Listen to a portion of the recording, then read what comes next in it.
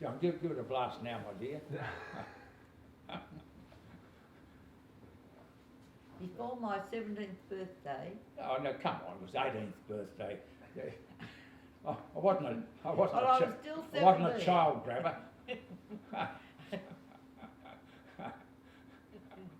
I was still 17. Yeah, but you were biased. You got a bung eye, didn't you? You'd only see half of me. You were over visiting Fred and Hazel, his friends of forever. So and you used to you, go to their you house saw all the good time. half of me. And You didn't see the bad half of me. You having the conversation, are we having a conversation? We are having a conversation. A diatribe. I think we might start again. And my mother's food was good food. Nothing like Rosella tomato sauce, is there? Well, we didn't even have it on the table. No. Well, I thought I've struck a very poor family. They couldn't afford tomato sauce on the table. So, tell us again, both of you, where you guys met. I'm done. I'll start all over again now. No, you can start. I had a go. It's your turn. Well, these two birds moved from Cobar, country bumpkins they were, and they lived opposite a friend of mine, and somehow I got to know both of them. And my brother was swimming in the Australian Championships, and they went out to the Olympic pool at North Sydney, and so we decided we'd go and watch him swim. And so I ended up going with one of these country bumpkin girls and a cousin. They lived together. Kevin said he couldn't believe the two good-looking girls had come and joined that swimming club. He was like climbing up. Yeah, so the thing is, Kevin, I was saying Kyle, it started from there. A blooming romance. I was invited to her 18th birthday party. And She so keen to give me an invitation, mate, I'd never realised. And Kevin, who was his friend, said they'd never been invited to an 18th birthday party, and he thought it was very special. And so he was very excited. So Clive came, and I had a lovely new dress my mother had made, and we're at the top of the stairs, and Clive put his arms around my waist and fell and went down the stairs with me on his lap and put his foot through my lovely new dress. So that was my introduction to Clive. He came on with a bang. Yeah, well, the thing is, I was so injured I couldn't leave her. I think if she was 18, I would have been 22 when I saw her, sort of a loose end, and Thank you. nothing better to do, so we thought we'll just get together and go out a bit. I used to meet her at lunchtime when she worked in the city and I worked in the city, and so we Tanny Gardens. Yeah, We used to go became to Tanny Gardens and have our lunch. became a twosome, and then I thought, oh well, we might as well sort of get this thing going, and I bought a block of land in where we are now in Cronulla, and I paid £800 for it, and I didn't have 800 quid. I sold my motorbike. I had a motorbike. Sold my motorbike. Anything I could have, and I raised 500 quid, and then I paid the block of land off. It was only I think I paid it off over 18 months or something. Well, my mother and my brother loaned us some money to Well, help buy. not on the land. Yes, they did on the land. No, they didn't. I paid it off. Yes, See, he's got she's it wrong. argumentative, and she tampers with the truth a fraction. It was my brother's money, so Yeah. I remember who. And so I was still doing the course in architecture, and I think the second last year of architecture, I decided we'll start to build this place.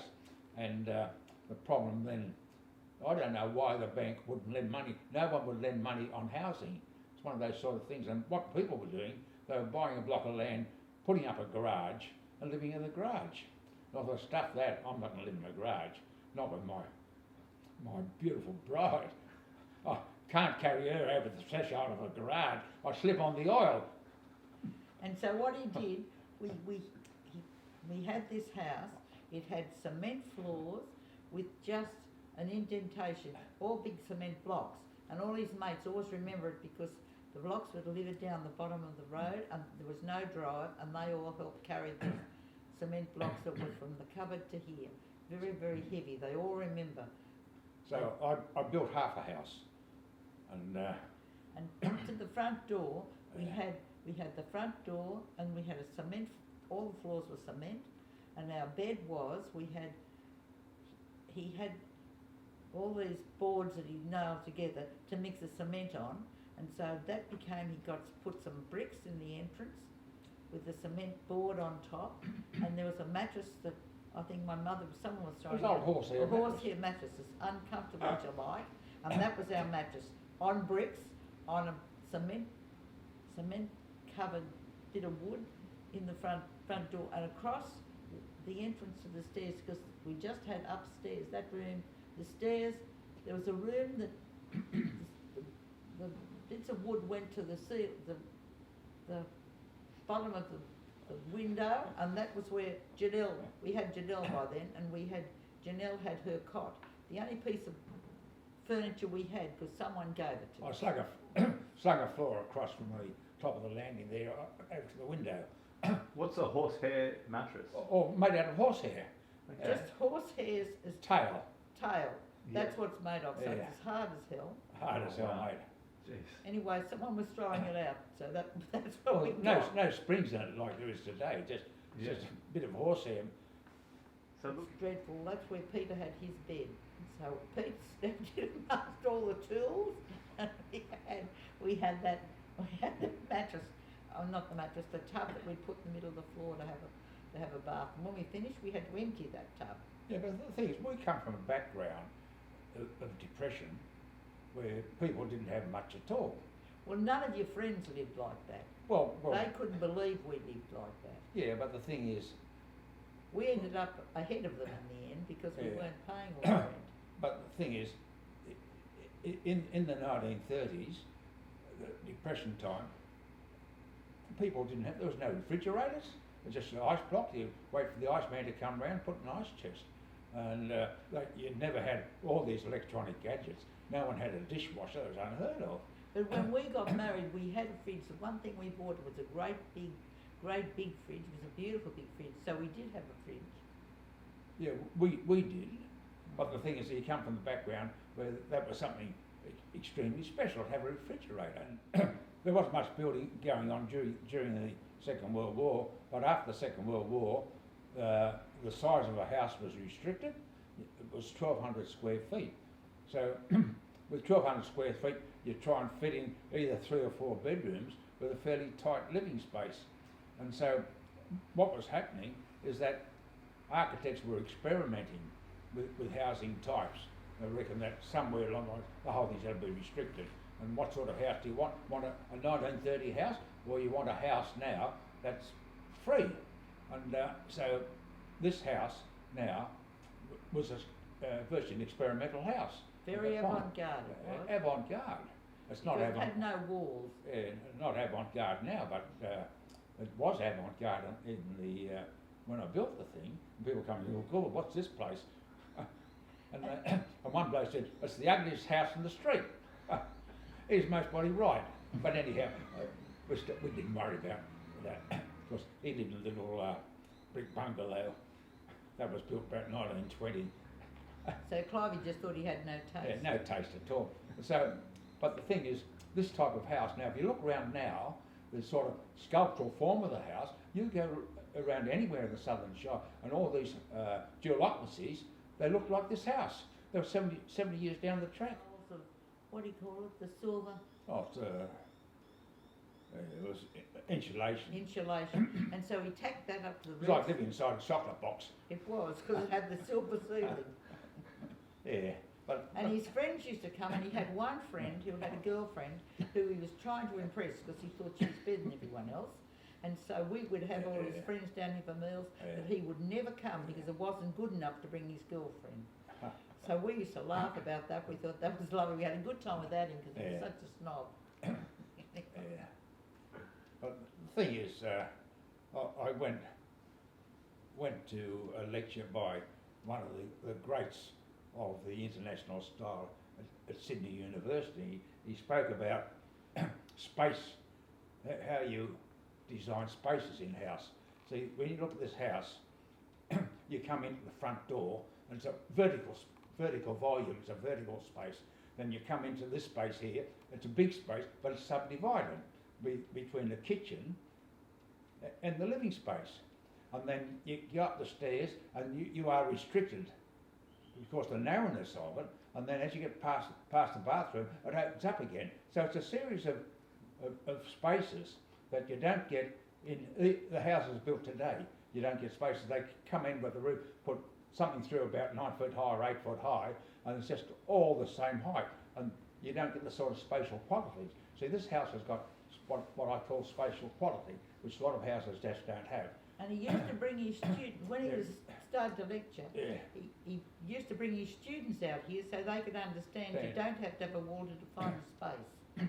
And they used to be bug-eyed when they came because they couldn't believe That, you know, you can manipulate space, and that's what this house has been successful in that way.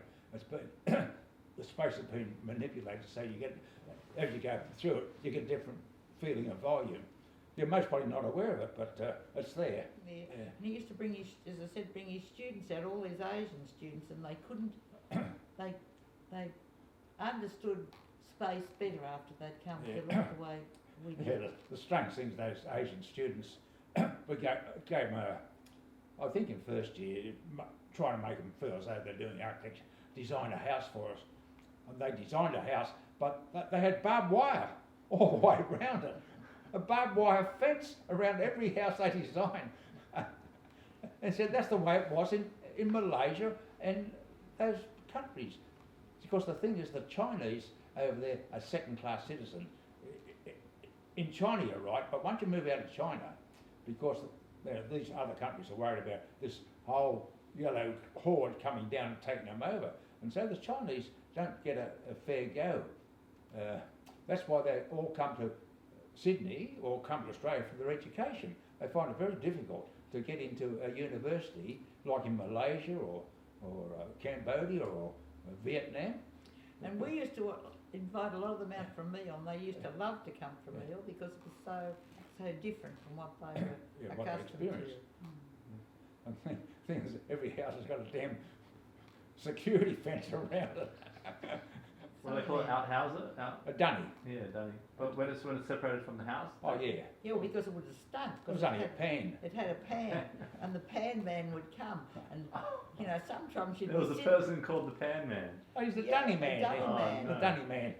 And he used to drive. And Clive had a boss who bossed in the war, and he's one of the people that he knew was driving the Sandy can, and he spied him. Ross, and he wanted to come and shake his hand, and so he's wiping his hand and been carrying the Sandy can. Yeah, we used to call him a 24-door sedan because each little pan had a separate door on these dunny cars. And he was a fellow wiping his hand so he'd shake the boss's Ross's hand. Ross wasn't real flattered. Yeah, and Cronulla was like any little urban suburb. With no flats at all because there was no sewer here. And so when we came here, it was very much like Oakley. It was the end of the line, it was like a little country town. But once the sewer come, all the flats come. They used to have a local paper called The Observer. Yeah. And in a country town, you'll have an observer and they'll tell you who's had a baby and who's got engaged. Yeah. And we had The Observer here. And that was what it was like, because it was like living in a country, just a little country town. Now so it was a good place to be. Yeah, but now it's getting more like the Gold Coast or the Sunshine Coast, whatever they like to call it, all the high rise and all the flats going on. Completely changed from when we came here. And see, when we came here, you had no sort of social life, really. It was the end of the line, and everyone who lived here had come from somewhere else. And Janelle was going to the little preschool up the top of the hill, and they used to have we'd have functions to raise money to buy equipment. and you know, you'd have a coffee morning or something, you'd have all the ladies come down here and they'd keep the kids a bit longer at preschool. And so we were always raising money, and because we were always raising money to buy things for the preschool, we used to have a really good lot of friends, because we'd get together to have functions, barbecues and things like that. So that's where your friends came from, and from the church. We had friends in the church because Our problem is we've outlived them all. pretty much. See, I've looked after her so well she refuses to leave me and go to heaven. So what would be your recipe to a long life then? Or a long, happy, healthy Being life? engaged with other people, I suppose, and this is it. You become a part of the community, and of course I was in Rotary for 27 years or something, and you are part of the community, you're working with the community. You also taught Sunday school, so Yeah. you got to know all those kids you got and their parents. So you try and broaden your social contacts, and if you broaden that, you know, you're not living in isolation, not looking at your fingernails or biting your nails or something to do in your spare time. So it's a matter of social contact and social content in your life. We had that little arts theatre up there Yeah. when we first came, and Yeah. we'd go with the P&C, all different people Yeah. organised, you Yeah. know, trips for us to go to, and that became part of Yeah. your social life. And also you I didn't smoke, and I wasn't much of a drinker, so health-wise I've been okay, except the last month or two. And I think that's a big factor in your life too. If you've got no physical problems to cope with. But the other thing is, Clive, you What's were that? always building the house. Oh, you're always doing something. Always the bricks coming, you're Yeah, yeah. laying the house, you're pouring the concrete, you were living in the, you know, people used to come down here. Well, that friend of Clive's Oakville was like a humpy, so he wouldn't bring his girlfriend, wasn't good enough for her to come into, which we used to have a lovely time laughing about it. All his other mates would be here. Yeah. They felt they had a share in the house because Clive got them to help carry up the big concrete planks. They said even now they'll never forget carrying the weight of those. It's a precast concrete floor. It's his house on the west coast. He Yeah. got Yeah. his Oh. good mates to help. I think he taught one of his mates how to do painting and paint the house. Yeah. And Lee and Now he's a painter. now he's a painter. Yeah, So that's right, yeah. I guess that's the social aspect you're talking about. You Yeah. know. Well, you have a barbecue, you have a meal, so you eat together, you feed them, and so you become good mates. Yeah. Yeah. Clive, you've got two friends from the age of you're still alive today from kindergarten. Yeah, but he left me about 2 months ago. Yes. Part of him They started school together. and he died. He died about 2 months ago. Oh. And I And gave his him. other friend Kevin was his brother's friend. He Yeah. used to, when Frank used to go to North Sydney Pool Yeah. to train, Kevin used to go with him. He was Yeah. a swimmer too. Mind you, Clive was a swimmer, and his father used to be one of the starters at the swimming club at Yeah. Oakley, and so they all swam. So that became your. I met Clive Well, at that was Oakley. another You'd go to dances at the. But at those dances, the parents were all there as well. Everyone who belonged to the swimming club. So you didn't have these little tiny group. It was a community group. So family and friends is the recipe for long life, and obviously having the right location, being in a beautiful area. Well, not every time, I come here often, and the sun's gleaming on that water, and I say to Clivey, this is why we've lived so long, because of this room. The room's a beautiful room to live in. It's beautiful to look out at the water. So he chose well. When he bought the land, his family, his mother, was really horrified. Because she thought Oakley was lovely, and there was nice views at Oakley, and she said to my mother, "Why did they go to Cronulla? Why didn't they build in Oakley? Oakley's lovely." Because my mother lived at Jewfish Point, and it was a lovely place. My mother looked at it and said, "Have you ever thought it might be because we both live in Oakley?" Got to get away from the mother-in-law, mate. Both mother-in-laws. He said he had to leave Oakley, or all that he would ever design would be Dunnies and back verandas. People wouldn't respect him. What's the most proud, I guess the pinnacle of your designing architecture career, what you've designed that has made you the happiest, The toilet at Opera House? Tell us about that story. The toilet? Yes. The dummy that you designed in the tram harbour. shed. A tram shed. Yeah, and they knocked it over to build the Opera House. Clive designed the tram shed, and he said so he was the first occupier of the site. Yeah, well, see, the Opera House was a tram depot before they put the Opera House on. But that's where all the trams in Sydney, from Botany, mainly Botany and Bondi, they would shed down where the Opera House is. Now that site was a tram shed. And Clive designed the tram shed. Well, I didn't design the tram shed. I designed a waiting waiting shed for people to wait for the tram to come through. So that was one of his first things he designed, and, a tram shed. They knocked it over to build the Opera House. I don't know why they didn't encase it in glass. Oh, mate. So that was it. Yeah. See, I was a cadet. I used to move around a lot of offices, Kyle, when I was a student, and I ended up at the Maritime Services Board as a cadet. I had status. I was a cadet. Everywhere else, you say, "Hey, you," but there, I was a cadet, and that all the four shores of Sydney Harbour was governed by the Maritime Services Board. That's why we designed a tram shed on their land, and. You think you used to go around supervising, and they'd have the Maritime Services boat, and Clive would be the only one on it, and someone driving it, and someone else, and driving Clive around the harbour so he could go around and inspect the tram. It was Lady Hopetown. It's a heritage steam yacht now.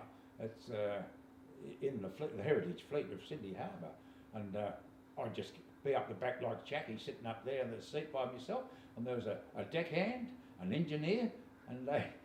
All driving Clive around the harbour. And the captain, three of them driving me around Sydney Harbour, sitting up there like Jackie. Because what happened when he was going at night time doing his degree, because Clivey took how many years? He left school at 14. Yeah. So how long did it take you to get your leaving certificate equivalent? It was about 4 years. Yeah, I had to start all over again because I didn't do anything at school. What did your teacher say to you at school? Dopey. He called me Dopey. He used to grab him by the ear and say, "Come here, Dorpy." Dorpy. So Clive was Dorpy. Didn't do anything at school. And so I had to start again at night school. I had to do mathematics, physics and English. Now the thing is, mathematics, you'd only get about an hour and a half a week of mathematics. Now you think of what you would do at Newington. How many hours a week you do mathematics? More than an hour and a half. More than an hour and a half. Yeah. And you have to virtually teach yourself mathematics and physics and English. I could never understand English anyhow. And Clive used to wag school anyway, and he'd go to Oakley, Como Bridge, with those great huge pylons, and how he ever monkeyed down to, I don't know. He used to attach himself like a snail and get down to the water, down. That's what we were talking the other night about catching niggers. Because you're not allowed to catch niggers anymore. Blackfish, because blackfish, they live on weed on the pylons. That's why they're around the pylons. But you can't even call them blackfish today. I don't know the name of what the fish is now. I wouldn't have a clue. I used to call them, they call them niggers, and then they call them blackfish, and now they're most probably just weed suckers. I don't know what they are. So Clive used to wag school. He didn't like school. Yeah. And Frank